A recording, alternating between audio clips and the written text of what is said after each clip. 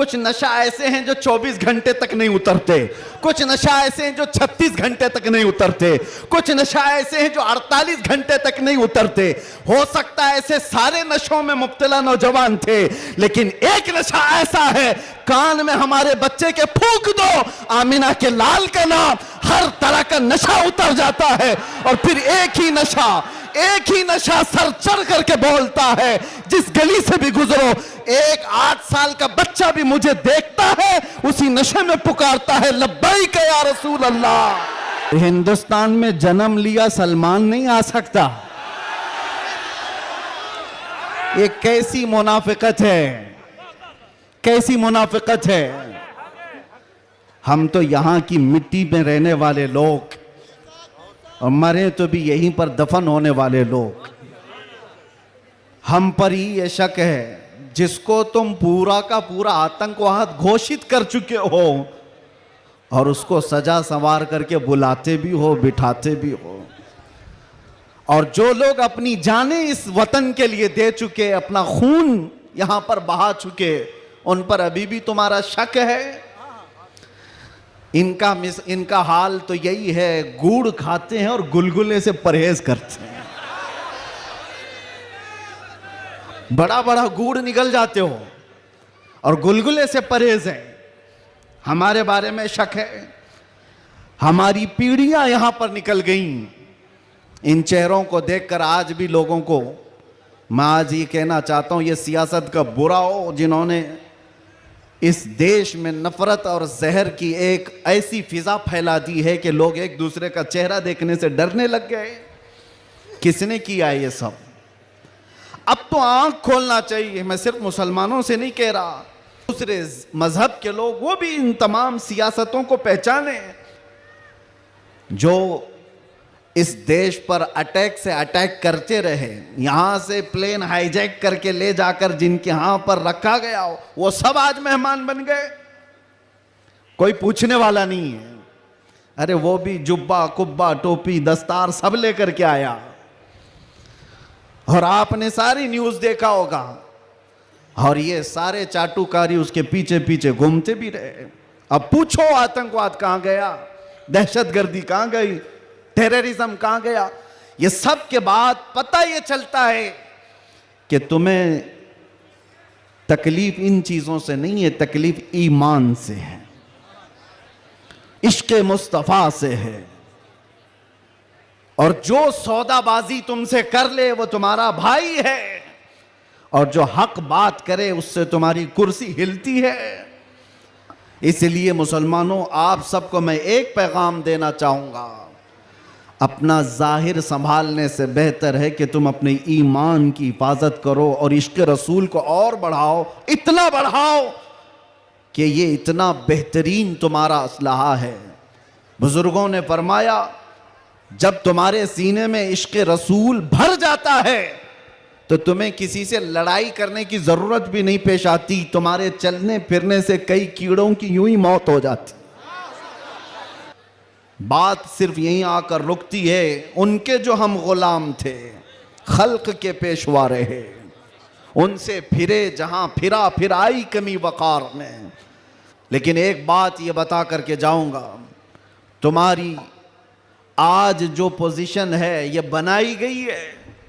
दुनिया सियासत में हमारे चेहरों को हजार बदनाम करने की कोशिश करे, लेकिन ये झूठे हैं, ये मुनाफिक हैं।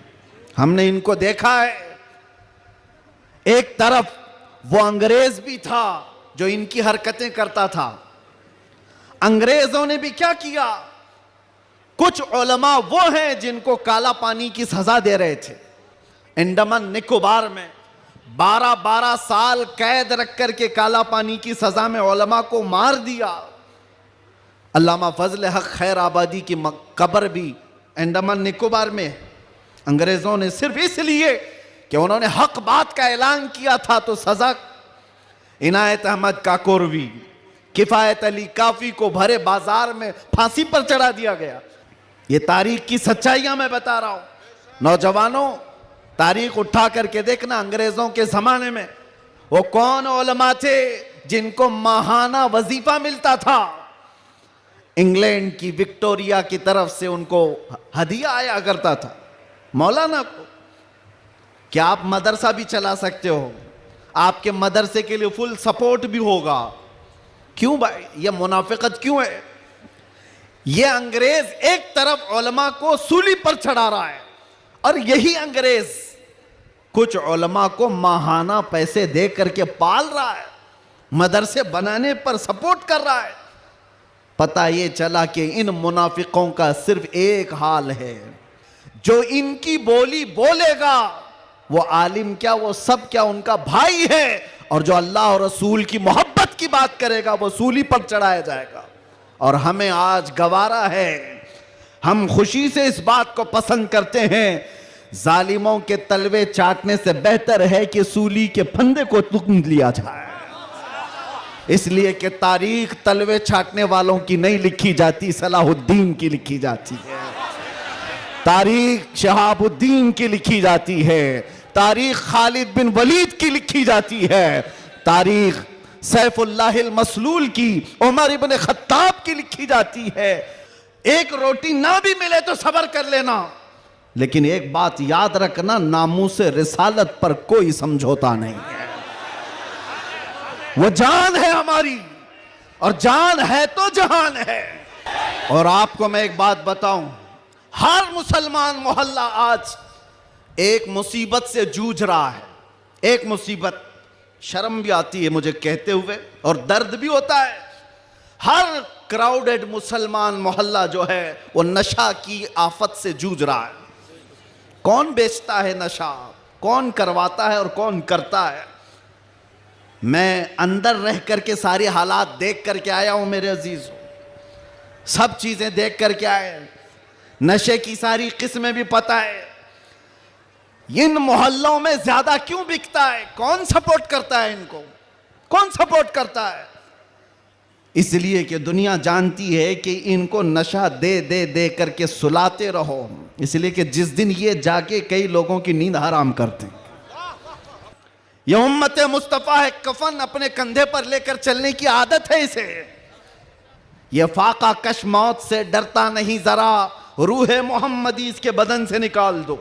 अंग्रेजों ने 100 साल पहले कहा था।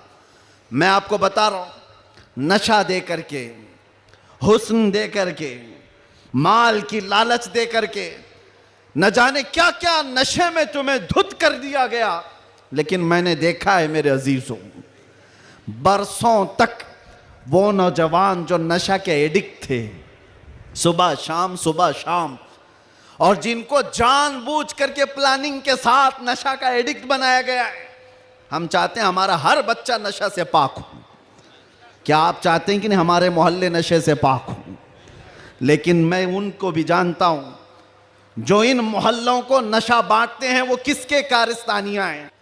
नशा आता कहां से, बिकता कैसे, और इनको कौन सपोर्ट करता है, ये सब की सब जड़ में अगर आप जाएंगे तो एक ही चीज है, इनको इतना नशा आवर चीजों से सुला दिया जाए कि ये बात करने के काबिल ना रहे।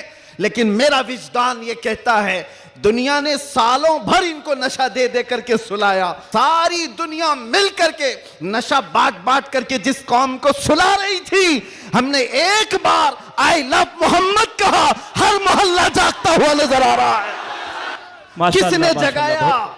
मेरे अजीजों, हमने तो सुना था कुछ नशा ऐसे हैं जो 24 घंटे तक नहीं उतरते, कुछ नशा ऐसे हैं जो 36 घंटे तक नहीं उतरते, कुछ नशा ऐसे हैं जो 48 घंटे तक नहीं उतरते। हो सकता है ऐसे सारे नशों में मुब्तला नौजवान थे, लेकिन एक नशा ऐसा है, कान में हमारे बच्चे के फूंक दो आमिना के लाल का नाम, हर तरह का नशा उतर जाता है। और फिर एक ही नशा सर चढ़ करके बोलता है, जिस गली से भी गुजरो, एक 8 साल का बच्चा भी मुझे देखता है, उसी नशे में पुकारता है, लब्बैक या रसूल अल्लाह। हर तरह की ताकतें तुम्हारे पीछे लगी, क्योंकि मैं हदीस बताता हूं, अबू दाऊद शरीफ की हदीस। मेरे आका सल्लल्लाहु अलैहि वसल्लम फरमाते हैं, यूशकु अन तदाअ अलैकुमुल उमम कमा तदाअल अकिलतु इला कुसअतिहा। अनकरीब तुम पर सारी कौमें ऐसे झपट पड़ेंगी जैसे भूखा बर्तन पे झपटता है। तो सहाबा ने पूछा, यौमइदिन नहनु मिन क़िल्लतिन या रसूल अल्लाह, ऐ अल्लाह के रसूल क्या उस ज़माने में हमारी तादाद बहुत कम होगी? हुजूर ने फरमाया वलाकिन्नकुम कसीरून, नहीं तुम्हारी तादाद बहुत ज़्यादा होगी, लेकिन मसला ये है गुस्सा अन का गुस्सा इस्सैल। मेरे आका फरमाते हैं लेकिन ऐसे जैसे समंदर के झाग की तरह होंगे तुम, उड़ जाओगे। मैं उस झाग से खिताब नहीं करना चाहता जो हवाओं से उड़ जाए, मैं उन मोमिनीन से खिताब करना चाहता हूं जो आंधियों में भी जमीन पर बरकरार रहे, तूफानों में भी जमीन पर जमे रहे। इसलिए कि कुरान का हुक्म है, अल्लाह फरमाता है इन्नल्लज़ीना क़ालू रब्बुनल्लाह सुम्मा इस्तक़ामू, जिन्होंने ये कहा अल्लाह हमारा रब है फिर उस पर जम गए, डटे रह गए। कुरान कहता है अल्लाह उनकी मदद के लिए आसमान से फरिश्ते उतारता है, आसमान से फरिश्ते उतारता है। कुछ मुसीबतें आएंगी, कुछ तकलीफें आएंगी, लेकिन तुम्हें अपने ईमान के साथ समझौता नहीं करना है, तुम्हें अपने दीन के साथ समझौता नहीं करना है। वक्त बहुत कम है, मैं खुलासे की बात कर रहा हूं। अब मुझे बताओ कौन सा नशा इख्तियार करना चाहते हो? कौन सा नशा? एक नशा वो है जो शराब का है, जिसकी धुत में आकर के इंसान अपनी माँ और बीवी में फर्क नहीं कर पाता, और एक नशा वो है इश्क़ मुस्तफ़ा का, जिससे लबरेज होते ही आदमी चटाई पर बैठकर लौहे महफूज को देख लिया करता है। बताओ कौन सी बुलंदी पर जाना चाहते हो? ये वो नशा है जो 100-200 में लोग खरीद करके अपने जिस्मों को भी तबाह करते हैं और अपने ईमान का भी सौदा करते हैं।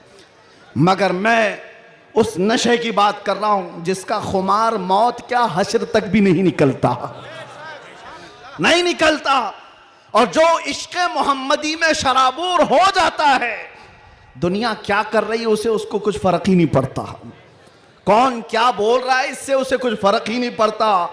बल्कि अगर कोई आ भी जाए उसके पास के साहब हमारी भी कुछ तारीफ कर दो, तो इश्क़ मोहम्मदी में जो शराबोर होता है, शराबे इश्क़ मोहब्बत जिसने पी ली थी, उनके पास किसी ने गुलाब का फूल तोहफे में पेश किया, कहा कि हुजूर कबूल कर लीजिए, ताज़ा गुलाब बड़ा खूबसूरत है। तवज्जो ए नौजवानों, गुलाब तोहफे में पेश किया। इमाम इश्क़ मोहब्बत ने वो गुलाब लिया और देख करके कहा यह ऐसा गुलाब है सुबह खिलता है और शाम में मुरझा जाता है, मगर मैं उस गुलाब से मोहब्बत करता हूं जो कभी नहीं मुरझाता। और फिर कलम उठाया और लिखना शुरू कर दिया, सर ता बकदम है तने सुल्तान ज़मन फूल, लब फूल दहन फूल ज़कन फूल बदन फूल, वल्लाह जो मिल जाए मेरे गुल का पसीना, मांगे न कभी इत्र न फिर चाहे दुल्हन फूल। क्या बात रजा उस चमनिस्तान करम की, जहरा है कली जिसमें हुसैन और हसन फूल। एक फूल किसी ने पेश किया तो इमाम इश्क़ मोहब्बत ने पूरे फूल पर नात लिख दी। ये होता है जलवा इश्क़ मोहम्मदी, हर घड़ी उसको अपने महबूब का जलवा नजर आता है। इसीलिए अपनी तन्हाइयों में वो आशिक यूं कहता है, उठा दो पर्दा दिखा दो चेहरा कि नूर बारी हिजाब में है, समाना तारीक हो रहा है कि महर कब से नकाब में। ये कब तमन्ना करता है, एक आशिक तमन्ना करता है, और जब दुनिया से परेशान होता है तब क्या कहता है, मैं आपको वही चीज़ दे करके जाना चाहता हूं मेरे अजीज़ों। डिप्रेशन में लोग कहते हैं कि हम नशे के आदी हो गए, हमारे ऊपर टेंशन बहुत ज़्यादा था तो सिगरेट पीना शुरू कर दिया और कुछ सिगरेट से आगे बढ़ गए। डिप्रेशन का इलाज नहीं है ये तुम्हारे टेंशन का इलाज नहीं है। सुनो, तुम्हारे डिप्रेशन का और टेंशन का इलाज क्या है? बरेली का इमाम कहता है एक ही इलाज है, उन्हें जाना उन्हें माना, ना रखा गैर से काम, लिल्लाहिल हम्द मैं दुनिया से मुसलमान गया। उसमें ये शेर है, क्या कह रहे हैं आला हज़रत, एक तरफ आदाए दीन और एक तरफ है हासिदीन। समझ रहे हो इसका मतलब? आदाए दीन, दीन के दुश्मन एक तरफ हैं और एक तरफ हसद करने वालों की जमात है। परेशान हो गया, कुछ अपने और कुछ गैर, सबों ने परेशान कर रखा है। और आला हजरत ने बारगाह मुस्तफ़ा में ये कहा था, एक तरफ आदाए दीन एक तरफ है हासिदीन, बंदा है तन्हा शहा तुम पे करोड़ों दुरूद, मैं अकेला हूं मेरे आका, लेकिन बाद में फौरन ख्याल आया, किसके दरबार में ये कह रहा हूं मैं? किसके दरबार में जो पल पल की हमारी खबर रखता है, जो रसूल अपनी हथेली में सारी दुनिया को देखता है, उससे मैं ये कह रहा हूं। फिर दूसरा शेर कहा, तुम हो हफीजो मुगीस, क्या है वो दुश्मन खबीस, तुम हो तो फिर खौफ क्या, तुम पे करोड़ों दुरूद। जब इश्क आता है तो हर चीज को वहां लेकर के जाता है, हर चीज को वहां ले जाता है। बीवी से झगड़ा हो गया, बच्चों से झगड़ा हो गया, दोस्तों से झगड़ा हो गया, लोग कहते हैं जल्दी लाओ, टेंशन ज्यादा है, सिगरेट फूके, जल्दी आओ, कहीं जाकर के शराब की एक बोतल लेकर के आ जाए। नहीं मेरे अजीजों, ये इलाज नहीं है, मजीद बीमारी पर बीमारियां हैं। कुछ लोगों को मैं आपको बताऊं, खुजली जब होती है ना, खुजाने में अच्छा लगता है, लेकिन खुजाना इलाज नहीं है। खुजाओगे तो जख्म पैदा होगा। वो अच्छा तो लगता है, सबको पता है, लेकिन तेजी से तुम खुजाओगे तो वहां जख्म हो जाएगा। खुजली का इलाज खुजाने से नहीं है, उसकी दवा करो। तुम्हारे डिप्रेशन का इलाज, तुम्हारे टेंशन का इलाज शराब में, नशे में नहीं है, उसकी दवा करो। उसकी दवा क्या है? उनके निसार कोई कैसे ही रंज में हो, जब याद आ गए हैं सब गम भुला दिए, सब गम भुला दिए। सच बता रहा हूं, अल्लाह की कसम, अल्लाह की कसम, कैद खाने में जो लोग जिंदगियां गुजारे होंगे या जेल से आए हुए लोगों को पता होगा, अल्लाह ना करे किसी को ये हालत आए, मगर मैंने महसूस किया हर तरह के क्रिमिनल जमा हुए, वहां पर भी वो अपने कैद की तन्हाई को खत्म करने के लिए नशा का इस्तेमाल। आप पूछते होंगे कहां से आता है? सब आता है, सब आता है। पहुंचाने वाले भी बड़े लोग, पकड़ने वाले भी बड़े लोग, केस करने वाले भी यही लोग, छुड़ाने वाले भी यही लोग, सारी चीजें जानते हैं।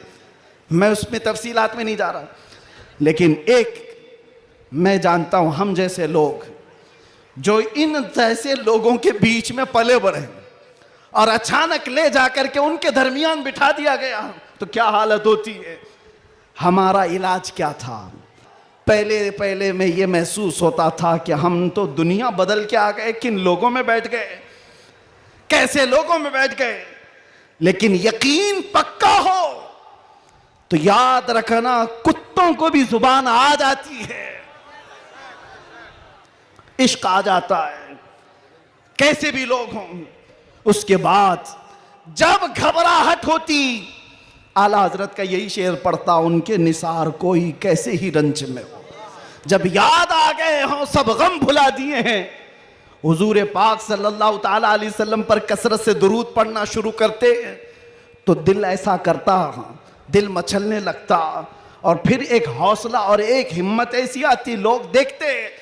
और जिन लोगों को नशे की हालत में देखा था, जो सुबह से शाम तक पड़े रहते, रमजान आया तो हमने देखा पूरा पूरा कुरान वो हमारे पीछे खड़े होकर के समाअत कर रहे हैं। यह हमारी बरकत नहीं, यह हमारी मेहनत नहीं, बात सिर्फ इतनी है कि हुजूर से लौ लगाओ तो अल्लाह सारा जमाना तुम्हारे हवाले कर ही देता है, माहौल बन जाएगा। ऐ नौजवानों, उठो और अपने कौम के अंदर इस्लाह पैदा करो। आज तुम्हें जिस तरह उंगली उठा करके लोग ताना देते हैं कि ये नशाखोर है, याद रखना ये तुम्हें नहीं ताना दिया जा रहा है, ये सीधे रसूलुल्लाह की गुलामी पर ताना दिया जा रहा है। तुम्हारा नाम मेरे मुस्तफा से जुड़ा हुआ है, इसका तो भरम रखो, ख्याल रखो।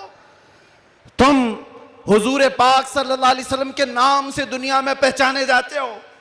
तुम्हारे हाथ में शराब की बोतल जेब नहीं देती, ताश के पत्ते जेब नहीं देते।